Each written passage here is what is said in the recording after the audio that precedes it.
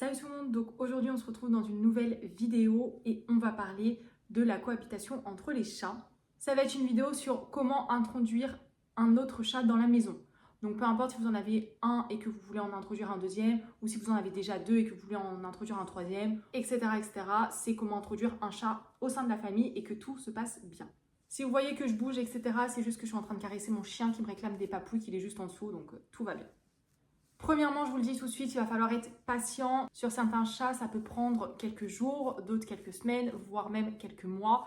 Donc les chats, c'est assez compliqué à faire cohabiter pour certains. Il va falloir vraiment de la patience.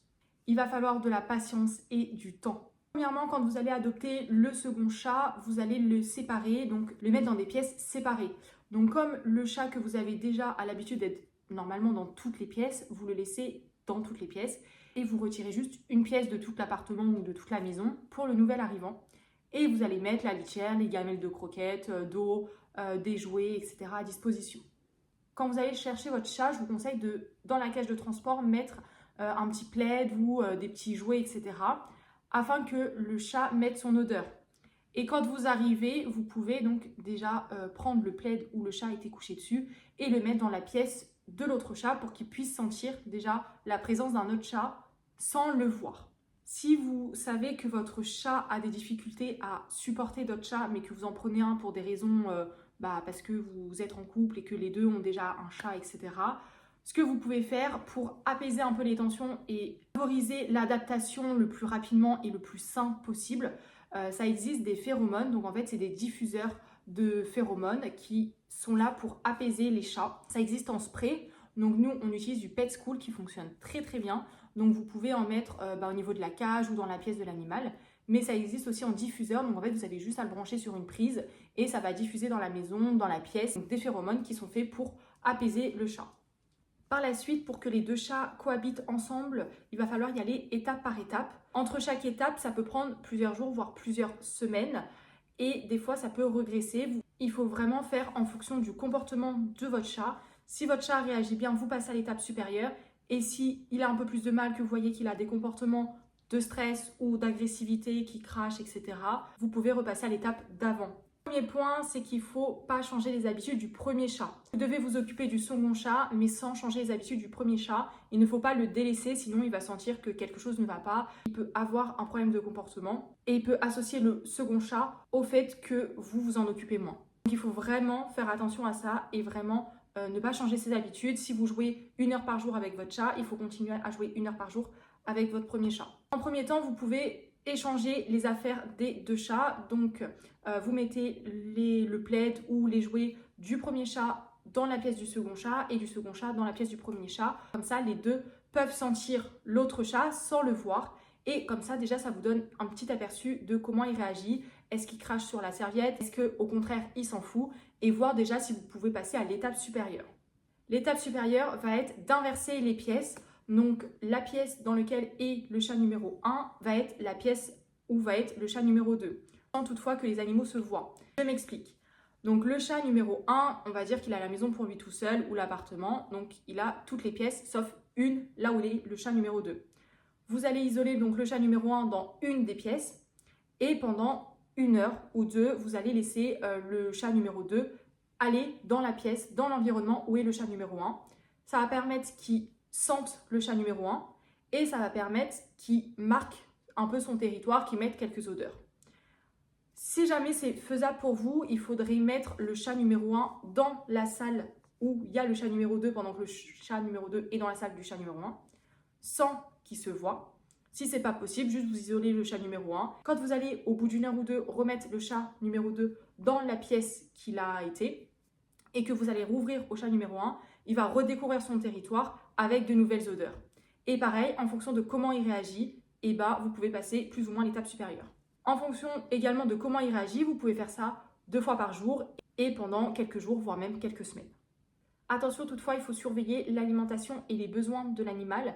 Si l'animal il ne fait plus ses selles ni ses urines ou s'il ne mange plus, là il faut s'inquiéter et il faut surveiller attentivement. Si une de ces 3 choses-là disparaît, c'est qu'il n'est pas confortable dans son environnement et il faut revenir un petit peu en arrière au niveau des étapes. C'est soit qu'on a été trop vite, soit il est stressé. Il faut vraiment voir et peut-être du coup si vous n'avez pas mis de diffuseur d'hormones, en mettre un pour l'apaiser. Ce que vous pouvez faire également, c'est d'associer quelque chose de positif à l'autre chat.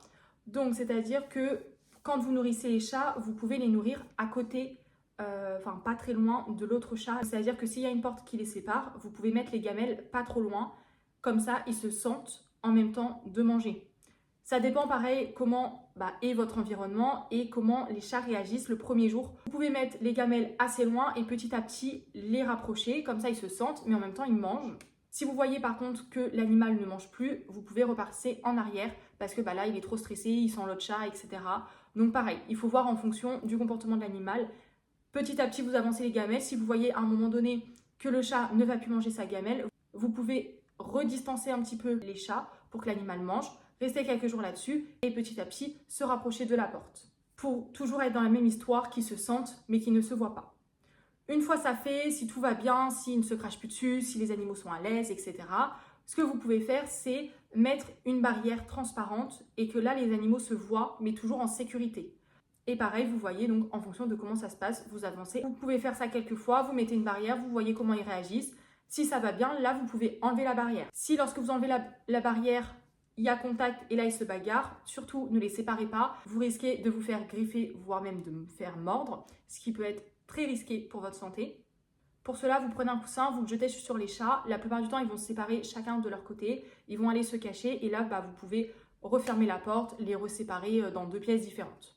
Si jamais les chats sont mal introduits, le risque, ça va être un risque de bagarre. Les chats vont pouvoir se bagarrer, ça va faire des plaies, ça peut faire des gros dégâts quand même de chats qui se bagarrent.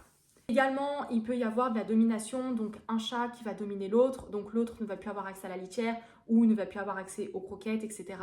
Il peut y avoir du stress chez l'un d'entre eux qui, pareil, peut engendrer un arrêt de ses besoins, donc d'urine ou de sel, ou même un arrêt alimentaire, et c'est assez risqué pour leur santé.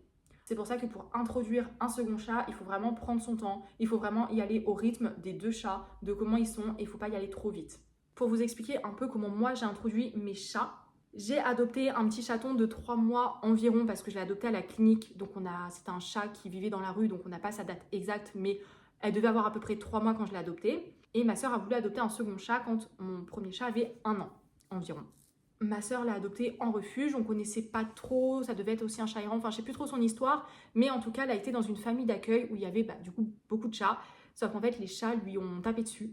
Et donc du coup c'était un chat qui n'aimait pas les autres chats, enfin elle était peureuse envers les autres chats. C'était un chat peureux tout court, mais encore plus avec les autres chats. Quand on a adopté le chat de ma sœur, le but n'était pas de les mettre ensemble. De base, elle devait rester dans la chambre de ma sœur, elle ne devait pas sortir dans toute la maison. C'était un chat qui allait rester en appartement avec ma sœur et qui allait revenir juste pour le week-end chez mes parents. Donc on n'allait pas les laisser ensemble, juste pour un week-end, on pouvait gérer ça. Sauf que la chambre de ma sœur c'était un peu petit, donc nous ce qu'on a fait c'est que mon chat moi était en bas, voire même dehors, et le chat de ma sœur était en haut sur le palier. Donc le chat de ma sœur avait tout le haut. Elle allait dans ma chambre où il y avait l'odeur du coup de mon chat avec ses croquettes, sa litière, il y avait vraiment tout. Pendant que mon chat n'y était pas. Soit elle était en bas, soit elle était dehors.